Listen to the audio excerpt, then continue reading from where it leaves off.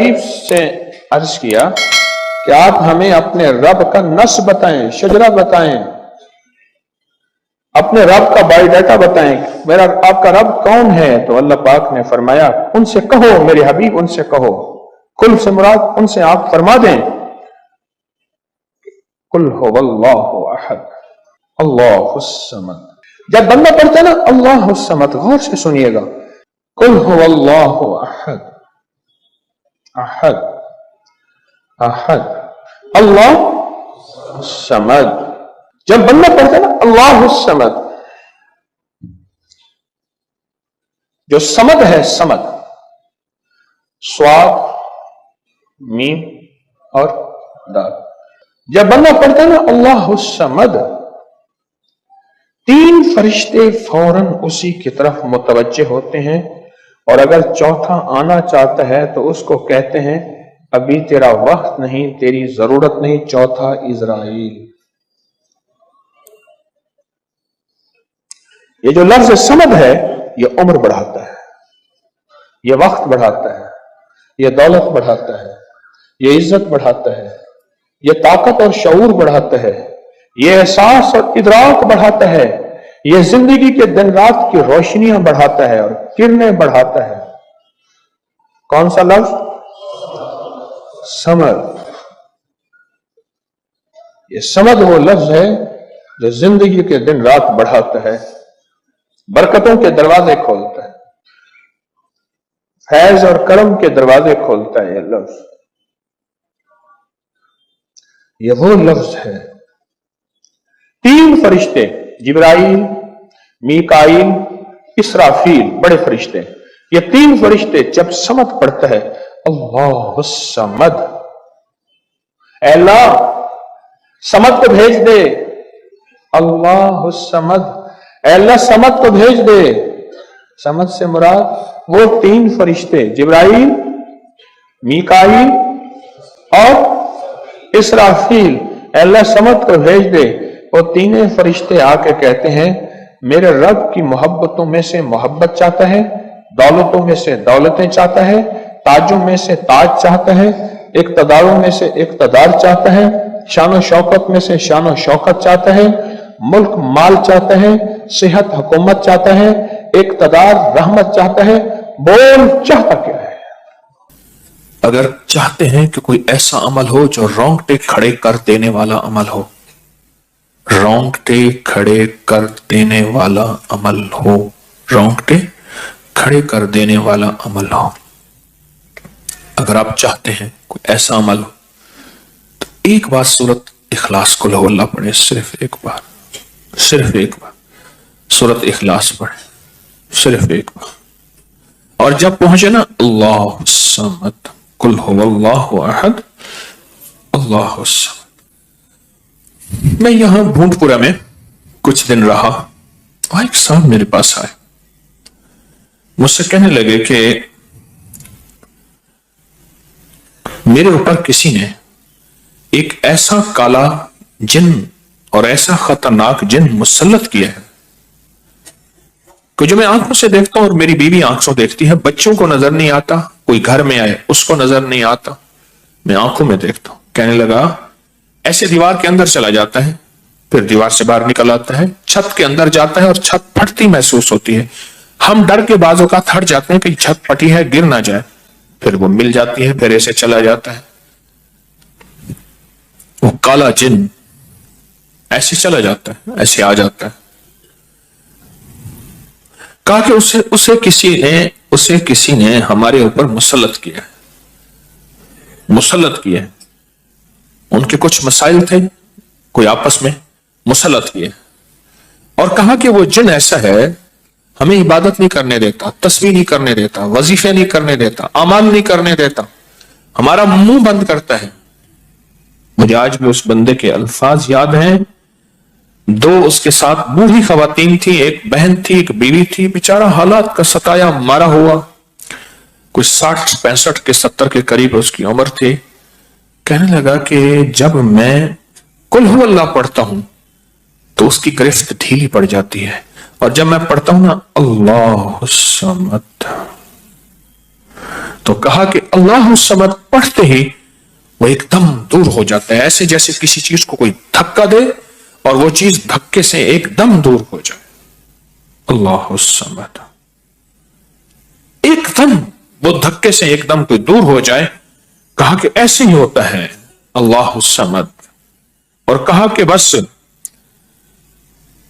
بس یہی وظیفہ جو ہے، کہا کہ مجھے مفید ہوا ہے، موافق ہوا ہے یہی وظیفہ. اور کہا کہ بس اب میں صرف یہی وظیفہ پڑھتا ہوں، یہی وظیفہ پڑھتا ہوں. اس سے کہنے لگا آپ مجھے کوئی وظیفہ بھی دیں گے نہیں پڑھنے دیں گے، یہی اگر اجازت دے دیں. تو میں نے کہا اس سے بڑھ کے اسم اعظم کون سا ہے، اس سے بڑھ کے پرتاثیر چیز کون سی ہے؟ میں آپ کو یہی وظیفہ دے دیتا ہوں، آپ اسی وظیفے کو پڑھیں. پھر میں نے اس کا ترکیب بتائی. آپ کو ہی بتاتا ہوں، شاید میں زندگی میں پہلی دفعہ بتا رہا ہوں یا پہلے بتائی ہوگی، جہاں تک میری یادداشت سے پہلی دفعہ بتا رہا ہوں. یہ نہیں کہ چھپاتا ہوں، دعویٰ تو پھر بھی نہیں کر سکتا، بھول جاتا ہوں پھر یاد آتی ہے بازو کا. اب وہ چیز آپ کو عرض کر رہا ہوں. میں نے اسے کہا صرف ایک دفعہ سورۃ اخلاص پڑھ، اول آخر 3 دفعہ درود شریف. رونگٹے کھڑے کر دینے والا عمل، اس کا نام جو میں نے سال سے رکھا ہے، رونگٹے کھڑے کر دینے والا عمل. حدیث میں آتا ہے، مفہوم ہے کہ جب بندے کی اضطراری کیفیت ہوتی ہے، بے چین، بے قرار، پریشان ہوتا ہے، مضطر، اس وقت عرش الہی ایک دم میں حرکت میں آتا ہے، رحمت متوجہ ہوتی ہے اور اللہ کا عرش ہل جاتا ہے. رونگٹے کھڑے کر دینے والا عمل، ایسا عمل جس میں انسان جو ہے بس ایک پل میں ایسے بے چین، بے قرار ہو. اس کی ترکیب یہ ہے کہ والا کر درود پاک 3 بار، ایک دفعہ سورۃ اخلاص پڑھیں، اور پڑھ کے جب اللہ الصمد پہ پہنچے نا تو اس کو ہلکا ہلکا دل میں دہرائیں، اللہ الصمد، اللہ الصمد، دہرائیں، توجہ سے دہراتے جائیں. پہلے الفاظ آتے ہیں، غور سے سنیے گا، پہلے الفاظ آتے ہیں، پھر کیفیات آتی. پہلے الفاظ آتے ہیں، پھر کیفیات آتی. پہلے الفاظ آتے ہیں، انسان پہلے الفاظ سے. بچے کو آپ ایسے لوگوں میں، ایسے لوگوں کے ساتھ پلنے کے لیے جو بول نہیں سکتے. بچہ کبھی نہیں بولے گا، کرے گا، بول نہیں سکے گا، کیونکہ بچہ الفاظ چنتا ہے، پھر وہ الفاظ بولتا ہے. پہلے الفاظ ہوتے ہیں. کسی نے پوچھا حضرت میرا دل ذکر نہیں کرتا، بس زبان سے کرتا ہوں. کہا مبارک ہو، اللہ نے جسم کے ایک حصے زبان کو قبول کر لیا ہے، اس کو نہ چھوڑنا. ایک وقت آئے گا دل بھی قبول ہو جائے گا، ایک وقت آئے گا دل بھی قبول ہو جائے گا. اس زبان والے ذکر کو نہ چھوڑنا، ایک وقت آئے گا دل بھی قبول ہو جائے گا. اس کو نہ چھوڑنا. حقیقت کہہ رہا ہوں. میں نے اس سے کہا کہ ایک ایسا کام کر، تنہائی میں بیٹھ، اور تنہائی میں بیٹھ کے نا بس صرف تو ہو، اللہ ہو اور بندہ ہو. تنہائی میں بیٹھ، اور تنہائی میں بیٹھ کر آپ نے ذکر کرنا. تنہائی میں بیٹھ کر آپ نے ذکر کرنا، تنہائی میں بیٹھ کے، اور اللہ الصمد کی ضربیں لگانی ہے دل پہ.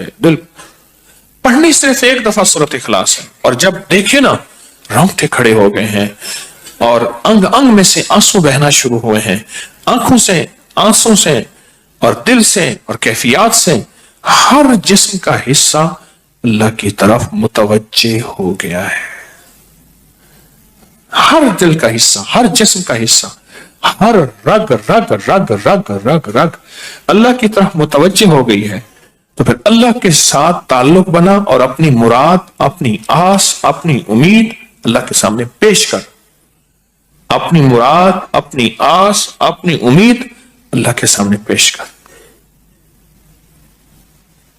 اور اللہ الصمد کو دوہرا. ये जो जंगलों में कहते हैं चिल्ला किया फलां बाबा जी ने, पहाड़ों की गारों में चिल्ला किया फलां बाबा जी ने, कुओं के अंदर चिल्ला किया, अभी भी ऐसे कुएं मौजूद हैं जिसके नीचे उतर के पानी भरते थे, उसको हमारे बर्रे सगीर की जबान में बावली कहते हैं। उसमें नीचे जाके पानी भरते थे। मैंने बुखारा के अंदर देखा और कई जगह देखा, ठट्ठा में भी अभी वो हैं, ठट्ठा में, लेकिन खुश्क हो चुके हैं, नीचे जाके पानी भरना। उन कुओं की गहराइयों में जाके, तन्हाइयों में बैठ के, खुश्क कुओं में अल्लाह समद और जिक्र, उसकी वजह अंदर तन्हाइयों में। या फिर क्या किया, कहा कि रोई को थोड़ा सा गीला कर और पिसी हुई काली मिर्चें उसमें मिला और कानों में डाल कि कोई आवाज कानों तक न पहुंचे। मेरी अम्मा रहमतुल्लाह अलैह के पास तोता था, तो उस तोते को कलमा पढ़ाती थी। रात को पढ़ा पढ़ा के ना उसके कानों पे मोम लगा देती थी। मैंने खुद देखा, कानों पे मोम लगा देती थी कि सारी रात इसके कानों में, सारी रात इसके कानों में और कोई आवाज ना जाए। जाग रहे, और कोई आवाज ना जाए। अच्छा, ऐसा करते रहे करते रहे। मैंने खुद देखा कुछ अरसे के बाद उसने कलमा पढ़ना शुरू कर दिया। ऐसे ही हम अगर मश्क कर लें, जानवर की मश्क हो जाए तो उसको कलमा जुबान पे आ जाता है। अगर हम कभी भी किसी जंगल वीराने में, कभी घर की तन्हाइयों में, कभी कहीं भी एक दफा सूरत कुल हु अल्लाह पढ़े और एक दफा सूरत इखलास पढ़े और एक दफा सूरत इखलास पढ़े, लेकिन अल्लाह समद को बहुत ज्यादा दोहराए। असल में अल्लाह में नुक्ता नहीं, समद में नुक्ता नहीं। ये हरूफ समामित है, ये बेनुक्ता हरूफ है और इन बेनुक्ता हरूफ में बहुत ताकत भी है, बहुत तासीर भी है, बहुत कमाल भी है। अल्लाहुम्मा अग़फ़िर ली व लिवालिदैया व लिलमुमिनीना वल मुमिनात वल मुस्लिमीना वल मुस्लिमात। आप इस वजीफे को उठाएं, इसमें जरा चुने कि बेनुक्ता हरूफ कितने हैं। आपको हैरत होगी और आपको हैरत होगी कि अच्छा ये क्या है। जो तबीब कामिल हो जाता है ना, याद रखिएगा, जो हकीम पुख्ताकार हो जाता है, जो डॉक्टर पुख्ता हो जाता है, वो किसी का नुस्खा देखते ही ना एक पल में दवाएं देखता है और दवाएं पढ़ता है। कहते बस इसमें थोड़ी सी तब्दीली कर दे, बाकी ठीक है, या कहते हैं नहीं तब्दील ना करें, यही ठीक है। उसे पता है ये इस जिस्म के मुताबिक, इस बीमारी के मुताबिक ये ऐन सेहत है, ऐन तंदुरुस्ती है।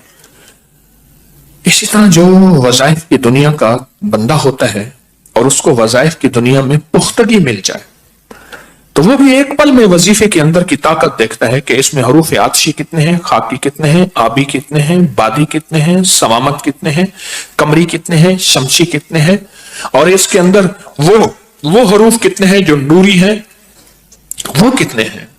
एक पल के अंदर उससे वजीफे की ताकत और तासीर और एक पल के अंदर उसके कमालात उसके अंदर खुल जाते हैं। अनदेखा जहान है, लाहूत मालाकूत का जहान है। एक साहबी हज़रत मुआज़ बिन जबल रहमतुल्लाह रज़ी अल्लाह तआला अन्हु, वो फरमाते हैं कि जिंदगी महदूद है, इल्म ला महदूद है। उन्हीं का फरमान, शायद उन्हीं का फरमान है कि जिंदगी महदूद है, इल्म ला महदूद।